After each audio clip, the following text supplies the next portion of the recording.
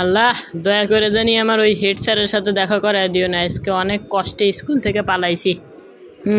আমিও সেই মানুষ, আজকে থেকে আমি আর ওই স্কুলে পড়বই না।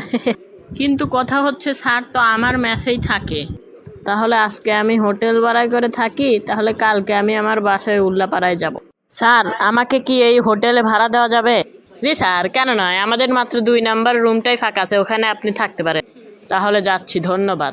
বাহ, হোটেলটা ভালোই আছে, আজকের রাতটা খুব আরামে কাটানো যাবে। করিমের মুখ দেখার আমার কোনো ইচ্ছা নাই। আজকে আর আমি মেসে থাকবো না, আজকে একটা হোটেল ভাড়া নেব। হেড স্যার, আপনি আইছেন, কি খাবেন বলেন? সব খাবো আজকে আপনি। না বাবা, আজকে আমি কিছু খাবো না, আজকে আমাকে হোটেল ভাড়া দিতে হবে। স্যার, লজ্জার কথা যে কি বলি, আমাদের তো হোটেলে কোনো জায়গা নাই, কি করব বলেন? তাহলে কি তোমাদের শোয়ার কোনো ব্যবস্থা নাই? স্যার, অবশ্যই আছে, আপনি 2 নাম্বার রুমটাতে যেতে পারেন, কারণ ওই জায়গায় একজন লোকই মাত্র গেছে। তাহলে আমি যাচ্ছি, ওই জায়গায় নক করতে হবে, তাই না? আচ্ছা। এ ভাই, কে আছেন? দ্রুত দরজাটা খোলেন, আজকে আমি আর আপনি থাকবো।